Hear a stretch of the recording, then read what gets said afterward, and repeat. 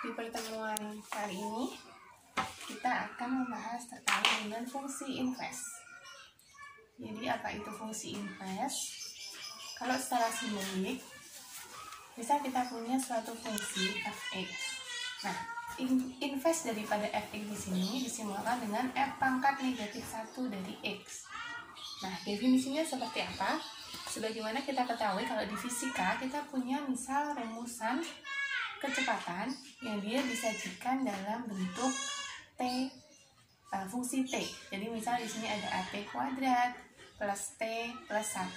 Nah, kalian perhatikan di sini v kecepatan dia dalam fungsi t. Kalau bisa kita tuliskan di sini adalah v dalam kurung t. Nah, suatu ketika kalian ingin mengetahui persamaan atau fungsi kebalikannya daripada ini. Jadi T ingin disajikan dalam suatu fungsi V. Dalam hal ini Bu tuliskan di sini T dalam fungsi V. Nah, untuk mengubah yang semula adalah fungsi V dalam T menjadi T dalam V, dalam hal ini diperlukan yang disebut dengan inverse. Untuk penulisannya secara simbol matematika, yaitu di sini pangkat negatif 1, itu maksudnya adalah inverse. Nah, kalau di buku Stewart yang menjadi referensi kita, di poin 7.1, di situ disediakan contoh pemisalan menggunakan semacam diagram. Kita punya inputan 4, 3, 2, 1, di mana ini kita kenal sebagai domain atau sebagai daerah asal. Kemudian dihubungkan melalui suatu fungsi f menghasilkan suatu range atau hasil. Nah, kemudian setelah dioperasikan ke dalam fungsi, di sini diperoleh daerah domain A, daerah hasil B. Kemudian untuk gambar ilustrasi berikutnya, di situ disediakan untuk inputan 3 menghasilkan nilai 2. Kemudian inputan 2 menghasilkan nilai 2.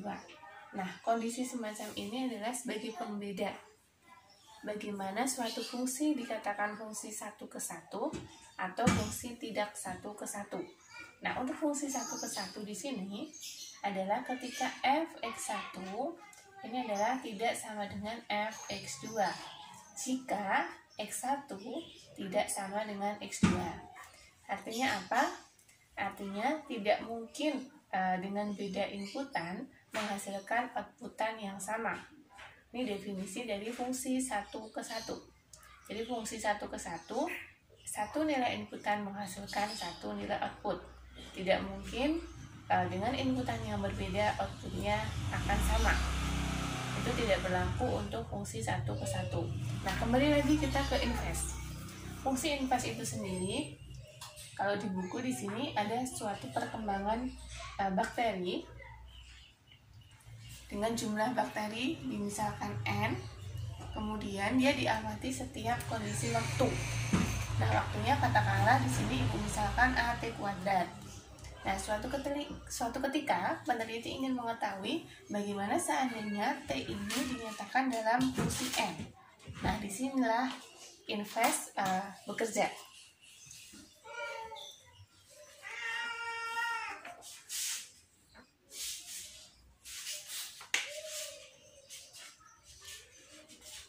Jadi definisi untuk inverse itu sendiri, misalnya kita punya f adalah fungsi 1 ke 1 dengan dia memiliki daerah asal A, kemudian daerah range B.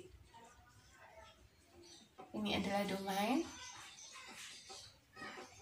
Nah, kemudian maka fungsi inverse dari f pangkat negatif 1 di sini akan menyebabkan A dan B di sini bertukar posisi. A-nya adalah sebagai range, kemudian B-nya adalah sebagai domain. Kalau kita tuliskan di sini adalah F pangkat negatif 1 dalam fungsi Y sama dengan X, maka Fx di sini adalah sama dengan Y. Nah, ini definisi daripada inverse. Syarat yang pertama adalah F fungsi 1 ke 1. Kemudian, suatu fungsi F memiliki domain A, kemudian memiliki range hasil B. Nah, fungsi inverse-nya, di sini Ibu tuliskan F pangkat negatif 1, dia akan bertukar posisi, di mana A yang sebelumnya domain, setelah diinverskan, maka A menjadi range, kemudian yang sebelumnya B adalah range atau hasil, setelah diinverskan menyebabkan B adalah domainnya, bertukar posisi. Jadi kalau di sini Fx adalah sama dengan Y, maka kemudian F aksen daripada Y adalah sama dengan X. Kalian perhatikan di sini semula adalah Fx dalam fungsi Y. Kemudian inversannya adalah dia menghasilkan suatu fungsi yang terpengaruh oleh X itu sendiri.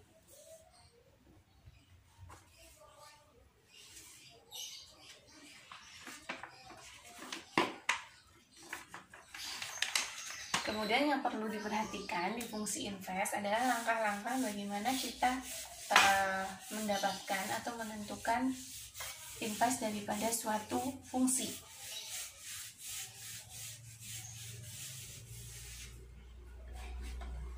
Oke, langkah pertama, ketika kita dapatkan suatu fungsi, maka kita tuliskan Y adalah sama dengan Fx. Kemudian langkah berikutnya adalah kita selesaikan persamaan yang pada poin 1 sehingga diperoleh X dalam fungsi Y. Kemudian yang ketiga, kita tukar. Kita tukar antara X dengan Y. Tukar X dan Y, artinya yang Y sebagai X diganti dengan X, kemudian yang X diganti sebagai Y. Sehingga dari sini, dari 3 langkah ini kita akan dapati inverse suatu fungsi. Nah, di contoh 4 di buku, di sini ada suatu fungsi Fx, di mana Fx adalah sama dengan X pangkat 3 plus 2. Oke. Kemudian diminta untuk menentukan inverse fungsi tersebut. Maka kita ikuti langkah yang ada 3 tadi. Langkah pertama, kita cukup menuliskan Y sama dengan Fx. Karena di sini disediakan Fx sama dengan X pangkat 3Y, Fx-nya ini adalah diganti dengan Y. Maka tinggal kita tuliskan Y sama dengan X pangkat 3 plus 2. Langkah pertama selesai. Selanjutnya, langkah kedua. Andai memungkinkan persamaan yang kita dapat dari poin 1, kita ubah X dalam fungsi Y. Bagaimana caranya? Nah, karena kita punya Y sama dengan X pangkat 3 plus 2, di sini tinggal operasi aljabar biasa ya, pindah ruas, pengurangan, penjumlahan, dan sebagainya. Kalau kita diminta menuliskan persamaan dalam X sama dengan, maka di sini kita dapati pindah ruas Y dikurangi 2 adalah sama dengan X pangkat 3. Maka kita dapati X adalah akar 3 daripada Y min 2. Oke, langkah kedua selesai. Selanjutnya kita ke langkah ketiga. Langkah ketiga adalah tukar X dan Y. Jadi yang X diganti Y, yang Y diganti X dari persamaan kedua. Maka kita peroleh X diganti dengan Y, Y sama dengan akar pangkat 3 dari X min 2. Oke, jadi setelah kita selesaikan 3 langkah ini, kita dapat simpulkan inverse daripada fungsi Fx sama dengan X pangkat 3 plus 2 dalam hal ini, maka F pangkat negatif 1 daripada X kita dapati adalah akar pangkat 3 X plus 2. Berdasarkan ini, kemudian tinggal kita simpulkan. Jadi demikian untuk kita menentukan inverse daripada suatu fungsi. Yang perlu diingat adalah ada 3 step, yang mana tentunya F di sini adalah fungsi 1 ke 1. Nah, definisi fungsi 1 ke 1 adalah hasil atau range tidak mungkin dia menghasilkan nilai yang sama untuk suatu inputan yang berbeda. Artinya satu input menghasilkan satu output, itu fungsi 1 ke 1. Selanjutnya langkahnya adalah kita tuliskan fx sama dengan y, kemudian diubah. Yang semula adalah y sama dengan menjadi x sama dengan. Kemudian step berikutnya yang terakhir adalah kita tukar posisi. Yang x diganti y, yang y diganti x. Nah, dari situ kita akan peroleh harga atau persamaan inverse dari suatu fungsi. Oke, baik. Sekarang kita coba ulas tugas yang telah kalian kerjakan untuk soal evaluasi daripada fungsi inverse nomor 25 sampai 30. Kita ke nomor 25 terlebih dahulu. Oke, di 25 kita punya fungsi fx adalah sama dengan 4x plus 7. Oke, sambil mengingat langkah bagaimana kita menentukan inverse dari suatu fungsi. Yang pertama adalah kita tinggal menuliskan fx di sini sama dengan y. Maka kita dapati y sama dengan 4x plus 7. Kemudian langkah kedua.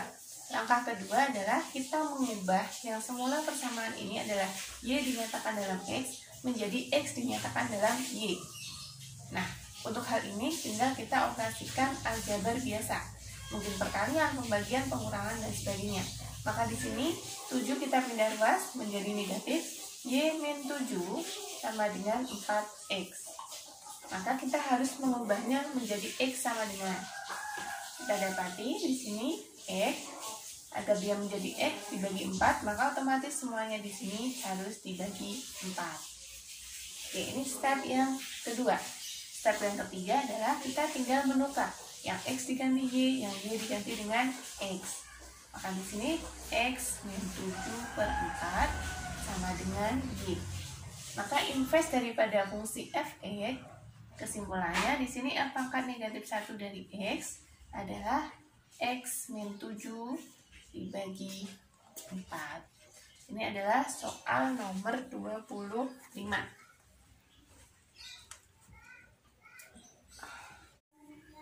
Oke, sekarang kita masuk ke nomor 26. Di sini disediakan fx sama dengan x min 2 per x plus 2.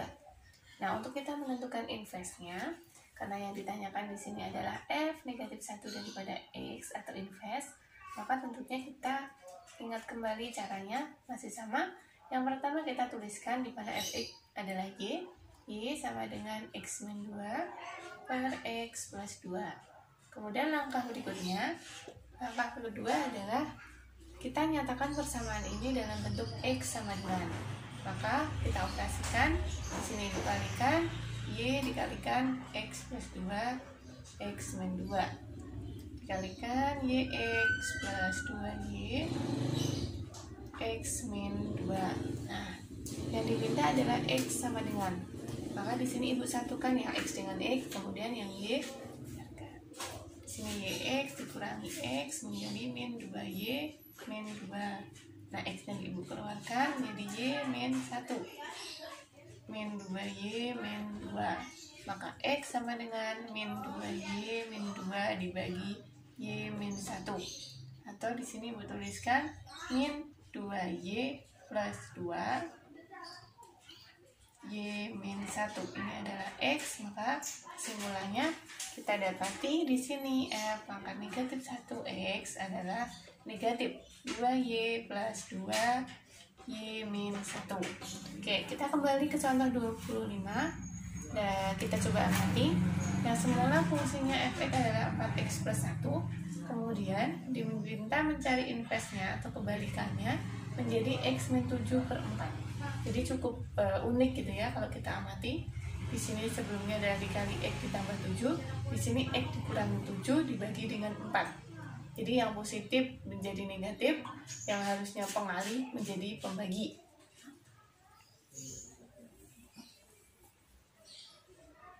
Jadi bagaimana suatu fungsi dengan fungsi inverse-nya, di sini dapat kita amati keunikannya. Kalau di sini adalah dikali, x dikali dengan 4 ditambah 7, di sini x dikurangi 7 dibagi dengan 4. Di sini dikali menjadi pembagi, ditambah menjadi pengurangan.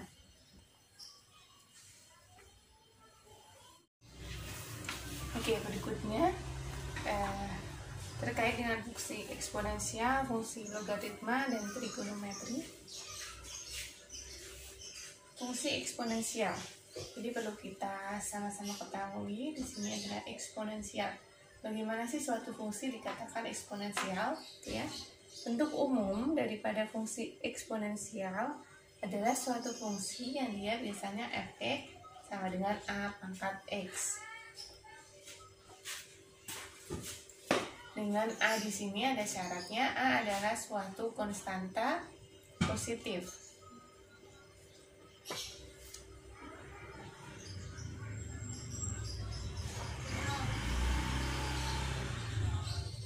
Ini adalah fungsi eksponensial.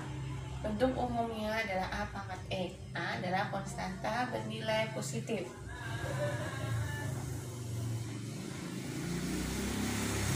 Nah, berbeda dengan misal kita punya di sini x kuadrat, ya. Kalau eksponensial katakanlah di sini 2 pangkat x. Nah, kita sama-sama perhatikan x kuadrat di sini merupakan fungsi kuadrat, gitu ya. Fungsi pangkat, dimana di sini ada pangkat 2. Yang membedakan adalah x di sini sebagai angka atau bilangan pokoknya, sementara kalau fungsi eksponensial di sini adalah berupa angka, sementara x-nya adalah menjadi pangkatnya. Pembeda antara eksponensial dengan fungsi berpangkat.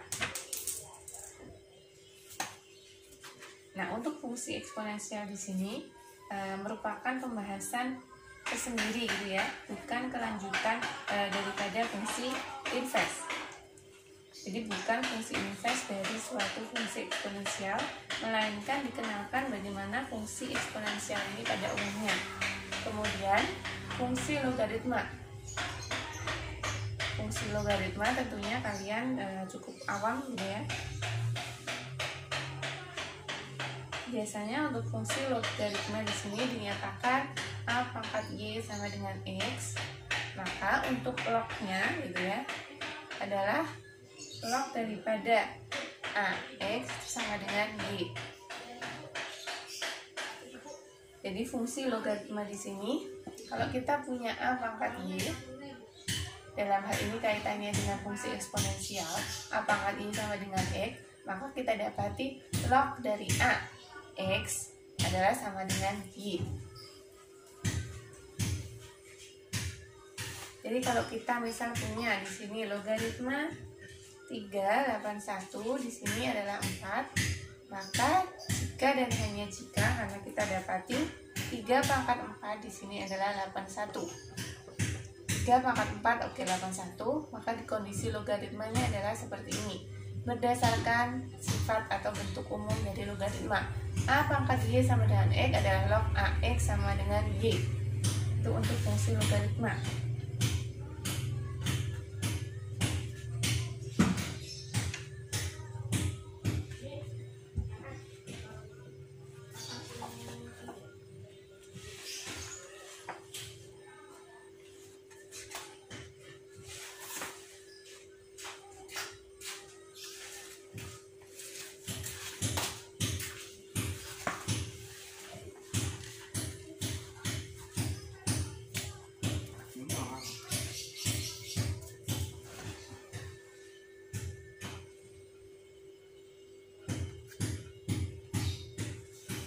Jadi untuk pembahasan fungsi eksponensial dan logaritma di sini hanya sekedar mengingatkan atau kalian ingat-ingat kembali bahwa fungsi eksponensial kurang lebih bentuk umum seperti itu, sementara logaritma adalah seperti ini.